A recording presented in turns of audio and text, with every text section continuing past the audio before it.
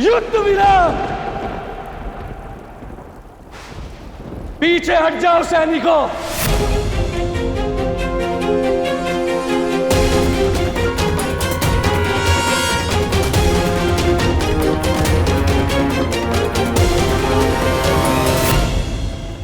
अब क्या होगा महादेव? धूम्रलोचन के प्रभाव से देवी इतनी निर्बल हो गई हैं कि चंडमुंड की सेना का सामना भी नहीं कर पा रही।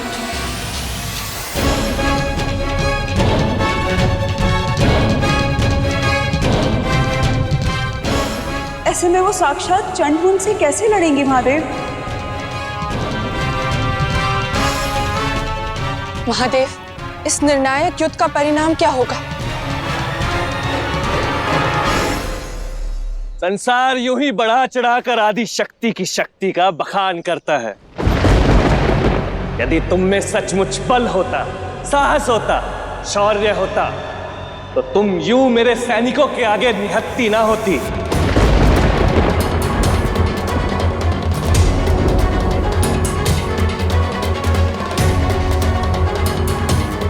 तुमने युद्ध की शर्त रखी थी, वो हमने पूरी कर दी। अब चुपचाप चलो और असुरराज की पत्नी होने का गौरव स्वीकार करो। चलो।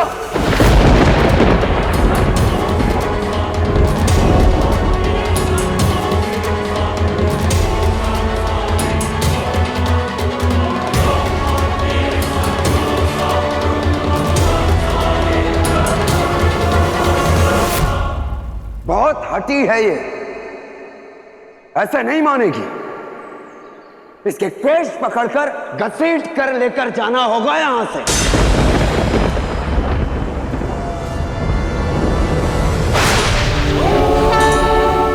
शिव के रहते आदि शक्ति का अपमान किया है तुमने।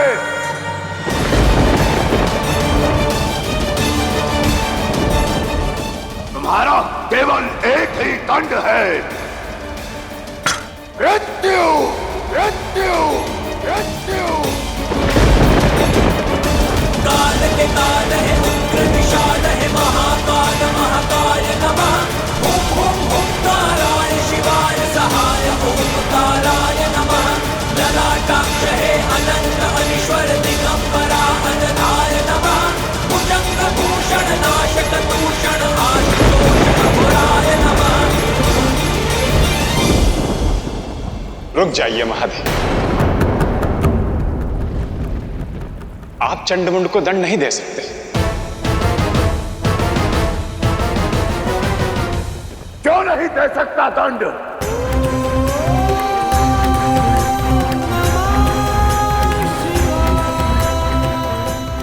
प्रश्न आदि शक्ति की गरिमा उनकी महिमा पर उठा है और आप चाहते हैं कि शिव मौन रहे।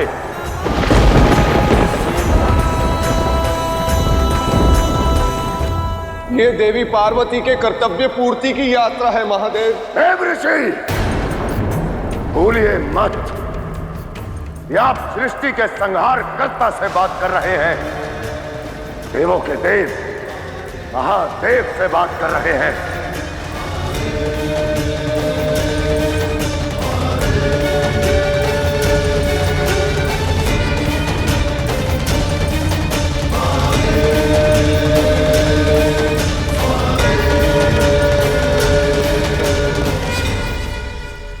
महादेव, दाव पर आपकी क्षमता नहीं,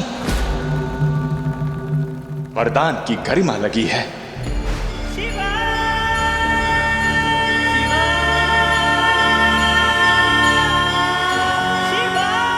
चंडमुंड का संहार केवल एक स्त्री ही कर सकती है, केवल एक स्त्री ही कर सकती है, केवल एक स्त्री ही कर सकती है।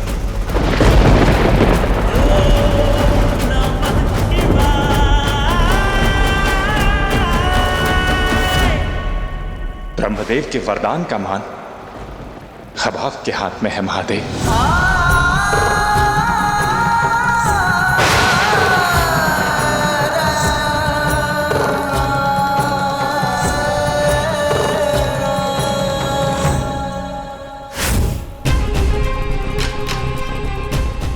तुम्हारी मृत्यु एक स्त्री के हाथों ही होगी। तथास्तु।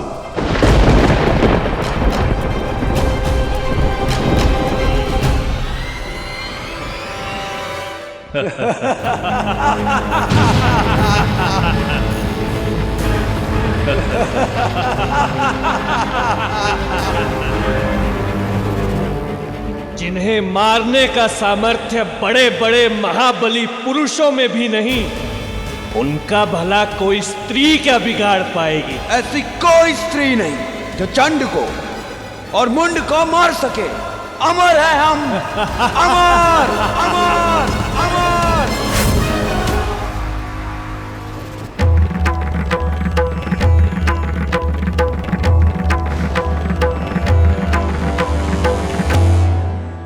न कोई हमारा संहार कर सकता है, न कोई हमें परास्त कर सकता है। यहां तक के शक्ति के शिव भी नहीं, शिव भी नहीं, शिव भी नहीं। उसे कौन मार सकता है?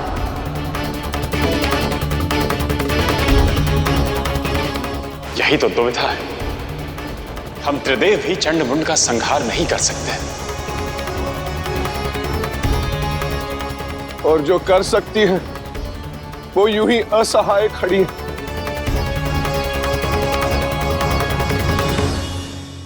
तो हमें आज्ञा दीजिए महादेव, मैं और देवी सरस्वती जाकर चंड मुंड का संहार करती हैं। हाँ महादेव। फिर आदिशक्ति के प्रण का क्या होगा? अकेले संपूर्ण असुरों के संहार के वचन का क्या होगा?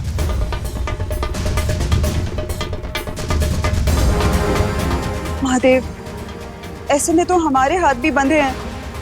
अब आप ही कुछ कीजिए महादेव।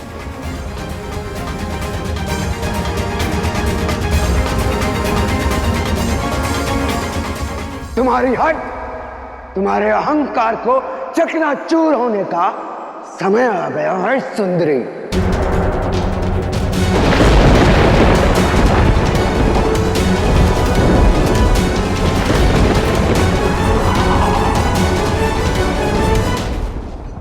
देखा मुंड, धूम्रलोचन के धुएं ने कैसी स्थिति कर दी है संसार की आदिशक्ति की। बेचारी अस्त्र अर्जित करने का मंत्र भी स्मरण नहीं कर पा रही है।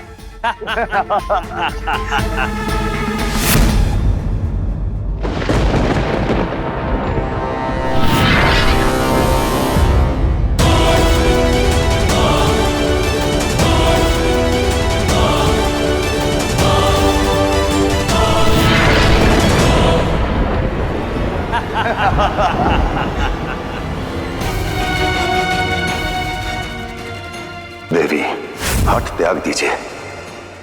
अभी आप युद्ध के लिए सज्ज नहीं।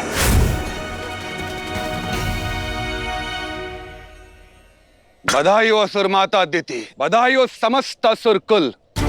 निर्णायक युद्ध का निर्णय हो चुका है। साक्षात आदि शक्ति निर्बल खड़ी है। त्रिदेव प्रहार कर नहीं सकते। देवी लक्ष्मी, देवी सरस्वती आदि शक्ति के प्रण के आगे नतमस्तक है। तो अब कौन करेगा युद्ध? कौन हराएगा चंड और मुंड को? आज वर्षों बाद हम असुर विजय का नाद बजाएंगे।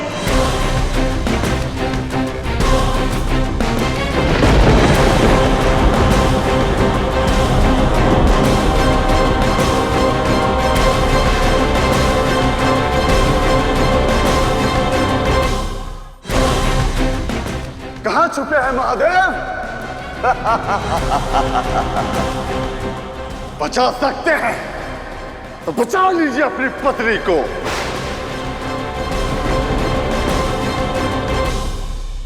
शक्ति के पूरक है ना आप, तो आइए बचाइए अपनी पार्वती को, बचाइए अपनी पार्वती को, बचाइए अपनी पार्वती को। अरे कैसे निर्मोही पति हैं आप? अपनी पत्नी की ऐसी दशा देखकर भी मौन है।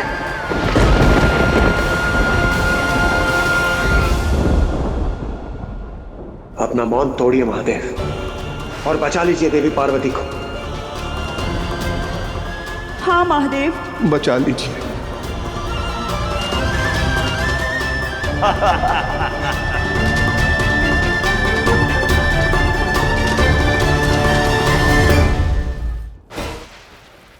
यदि चंडमुंड का संहार एक स्त्री के हाथों लिखा है तो उचित है, तो उचित है, तो उचित है।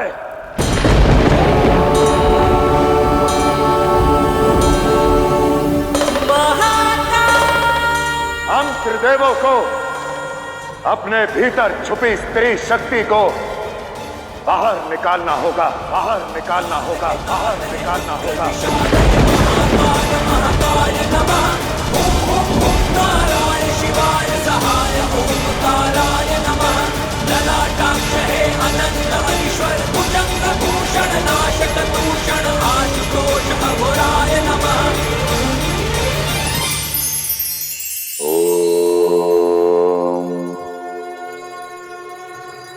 भावनाएं एक ओर जीवन का रस है तो दूसरी ओर जीवन के इस रस को छीन भी सकती है। इसलिए आज 3 ऐसी बात बताने जा रहा हूं जिन्हें समझना अति आवश्यक है। पहला, कोई कितना भी प्रिय क्यों ना हो, कभी भी आनंद की अनुभूति में कोई वचन मत दे बैठना, अन्यथा कब वो गले का फांस बन बैठेगा पता भी नहीं चलेगा। दूसरा, सामने कोई भी क्यों ना हो, कभी क्रोध में उत्तर मत देना, अन्यथा वो जीवन के सुख पर प्रश्न बनकर खड़ा हो सकता है। तीसरा, कभी भी दुख के क्षणों में निर्णय मत लीजिए, अन्यथा पछताएंगे। इसलिए अपनी भावनाओं पर नियंत्रण रखें और शिव की इस सीख का मोल समझें।